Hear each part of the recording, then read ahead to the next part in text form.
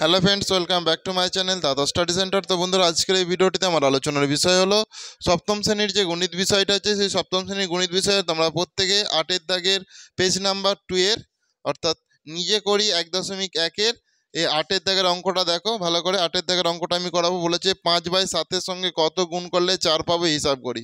5/7-এর সঙ্গে কত গুণ করলে 4 পাবো, হিসাব করি, এটাই বলে দিয়েছে। তো তোমরা প্রত্যেকে ভালো করে বোর্ডে লক্ষ্য রাখো। দেখো তাহলে 5/7-এর সঙ্গে কত গুণ করলে তোমরা 4 পাবে, সেটা তোমাদেরকে হিসাব করতে বলেছে। তাহলে তোমরা প্রত্যেকে ভালো করে মন দিয়ে দেখে নাও এটা কিভাবে করবে। ওকে, তাহলে এই 5/7 করলাম, এর সাথে আমি গুণ চিহ্ন দিলাম। কত গুণ করবে সেটা তো জানিনি, ওই জন্য এরকম ছক দিয়ে রেখে দিলাম। বুঝতে পেরেছ? সমান 4 দিয়ে দিলাম, 4 পাবো বলেছে। তাহলে এর সঙ্গে কত গুণ করলে 4 পাবো, 4 দিয়ে রেখে দিলাম।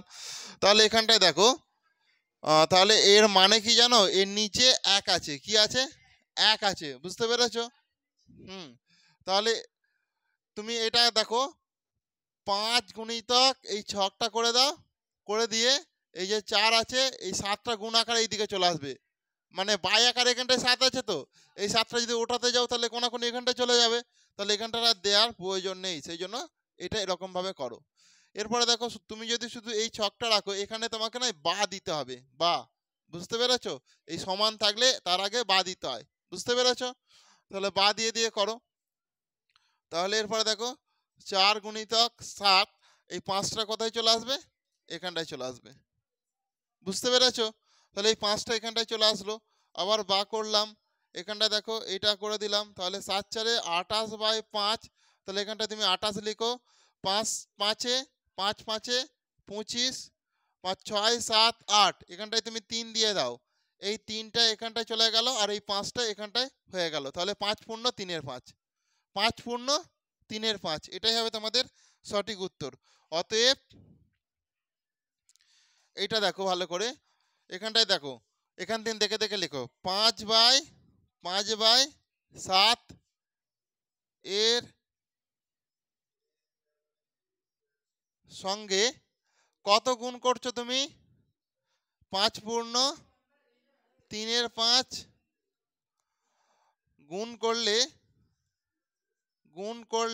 5 পূর্ণ 3-এর 5 গুণ করলে কত পাবো? 4 পাবো। 4 পাবো। ওকে, বুঝতে পেরেছো? প্রত্যেকে করে নাও যে যার খাতাতে।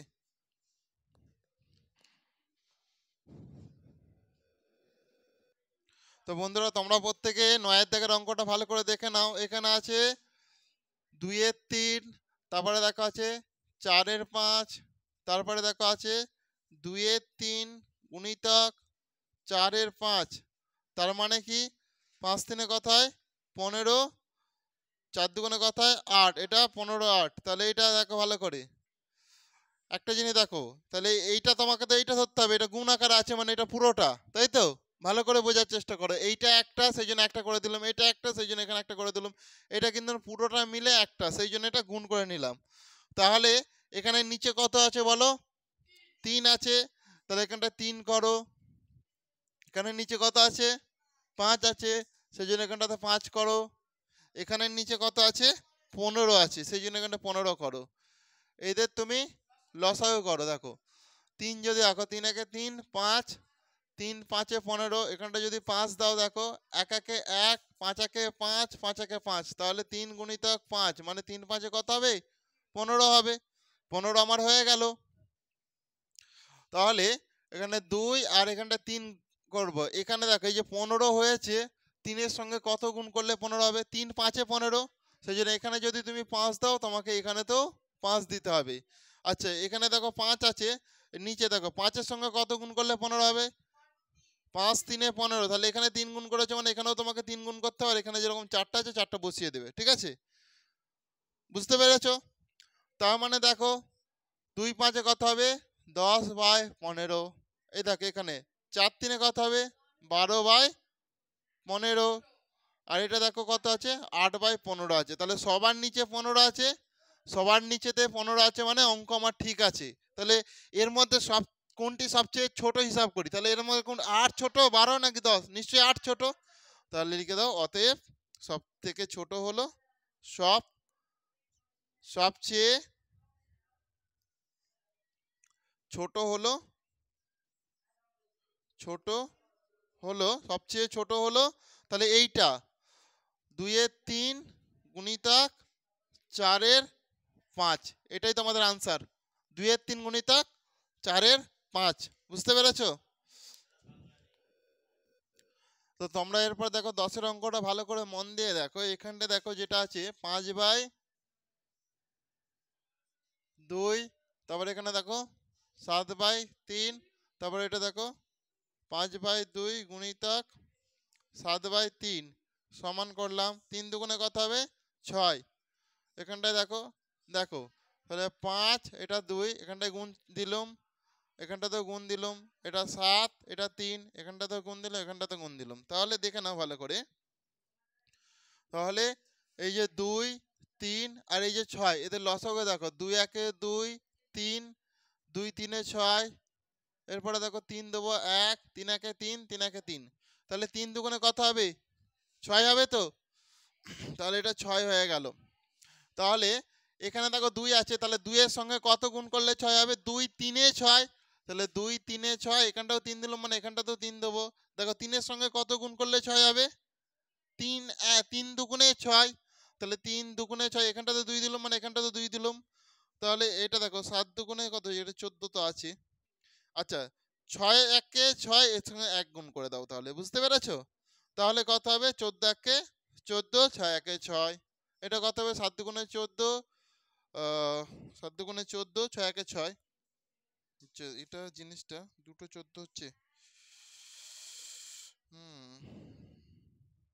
এটা কত আছে, এটা এটা আচ্ছা এটা কত আছে 7 5 35, ভুল করেছে এখানটাতে, ঠিক আছে 7 5 35 হবে, 7 5 কত হবে 35 হবে, ঠিক আছে এটা 35 হবে, ভুল করেছি।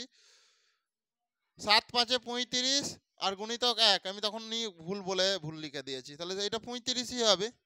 আর এইটা দেখো ভালো করে, 5 3 কত হবে 15, আর 3 দুগুণে কত 6, আর 3 দুগুণে 6, তাহলে এটাতেও 6, এটাতেও 6, এটাতেও 6 আছে। তাহলে সবচেয়ে বড় এখানে কোনটা মনে হচ্ছে 35টা। তোমাদের এরকমই হয়েছে তো প্রত্যেকের? অতএব সবচেয়ে বড় হলো সবচেয়ে বড় হলো 35-এর 6, বুঝতে পেরেছো? বুঝতে পেরেছো তো? করে নাও প্রত্যেকে।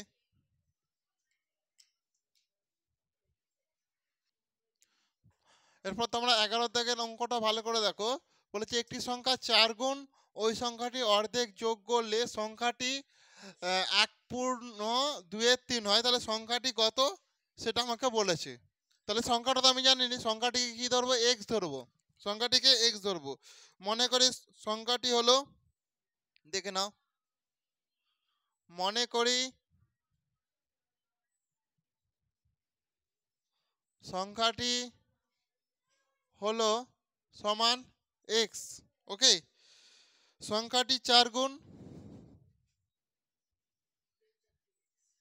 সংখ্যাটির 4 গুণ সমান, সংখ্যাটিতে এক্স, এর সঙ্গে 4 গুণ করে দেবো, তাহলে হয়ে যাবে 4x।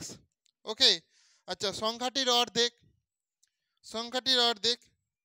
আর সংখ্যাটির, এখানে বলেছে দেখো সংখ্যাটির অর্ধেক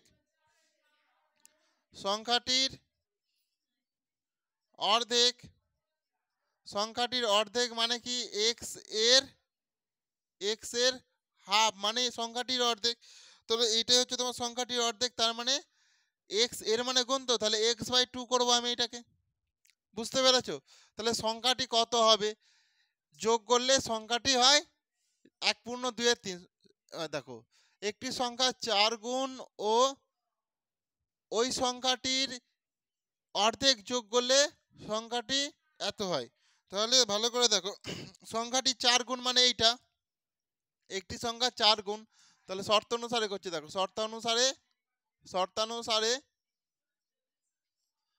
তাহলে 4x, একটি সংখ্যা 4 গুণ ও ওই সংখ্যাটির অর্ধেক যোগ করলে সংখ্যাটি হয়। তো ওই সংখ্যার অর্ধেক কি করতে বলেছে ভালো করে বোঝো, যোগ করতে বলেছে।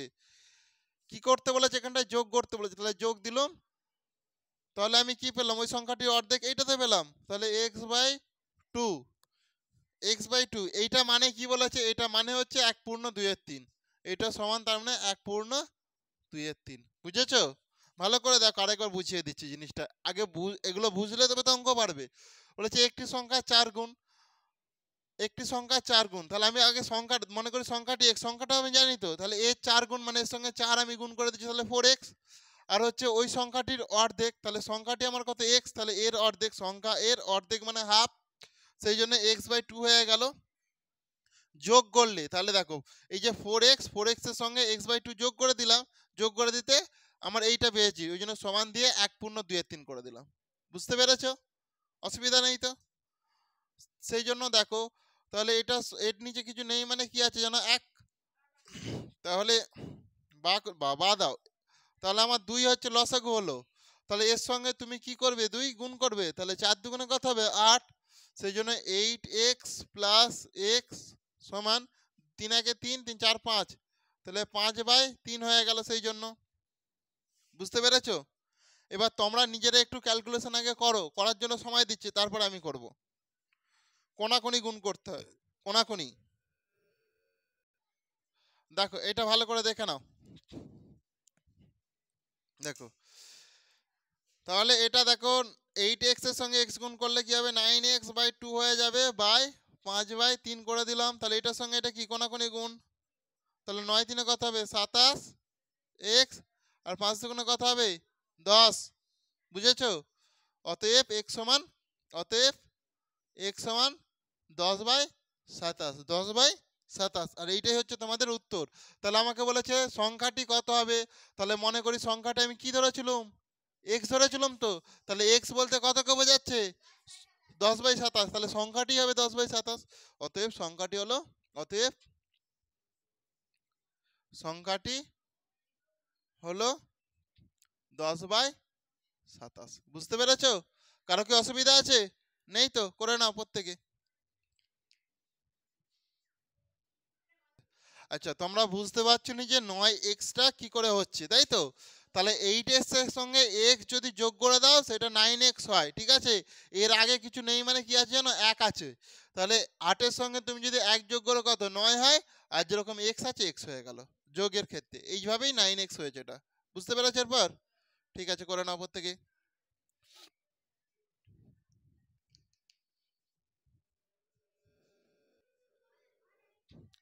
দেখো 12 দাগের অঙ্কটা ভালো করে দেখো, এখানটাতে যেটা আছে দেখো 1/2 মাইনাস 1/3 ভগ্নাংশটি 1/2 প্লাস 1/3 এর মধ্যে কত বার আছে সেটা আমাকে হিসাব করতে বলেছে। তাহলে এটা কত বার আছে মানে কি? ভাগ করতে বলেছে। বুঝতে পেরেছো? তাহলে এখানটায় 1/2 যুক্ত 1/3 ভাজিতক 1/2 মাইনাস 1/3। বুঝতে পেরেছো? সমান দেখো তাহলে এটা কত? 6 হবে। আর এটা কত? দেখো 2 আর 3 এর লসাগু কত? 6 তো। আচ্ছা তাহলে এখানে 2 আছে, এখানে 1 আছে, 1 গুণিতক দাও।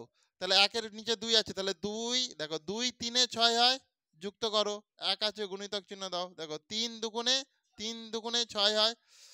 ওকে, তাহলে দেখো এখানটা ভাগ চিহ্ন দিয়ে দিচ্ছি আমি। এটার সঙ্গে এটা কত করলে 6 হবে, তাই তো? তাহলে 1 আছে, গুণিতক চিহ্ন দাও। তাহলে দেখো 2 3 এ 6, 2 3 এ 6 মাইনাস 1 গুণিতক দেখো 3 দুগুণে 6।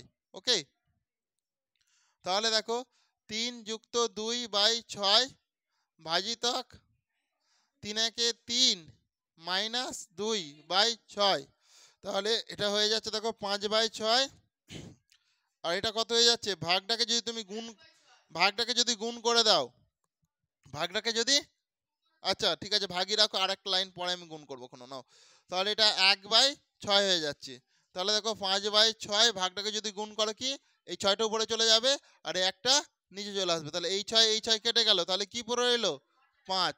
শুধু আর 1 দেওয়ার প্রয়োজন নেই, শুধু 5ই হবে সঠিক উত্তর। বুঝতে পেরেছো? নিচের আর একটা দেওয়ার প্রয়োজন নেই, 5ই হবে তোমাদের সঠিক উত্তর। তো বন্ধুরা আজকের ক্লাসটা তাহলে আমি এখানেই শেষ করলাম। আর ক্লাসটি তোমাদের কেমন লাগলো তোমরা তা প্রত্যেকে কমেন্টে জানিও। আর ক্লাসটি যদি তোমাদের প্রকৃত ভালো লেগে থাকে তাহলে অবশ্যই তোমরা বেশি বেশি পরিমাণে একটু বন্ধু বান্ধবদের মধ্যে শেয়ার করে দিও। তো থ্যাংক ইউ বন্ধুরা, আসছি তাহলে নেক্সট ক্লাস আবার দেখা হয়। প্রত্যেকে ভালো থেকো। ওকে।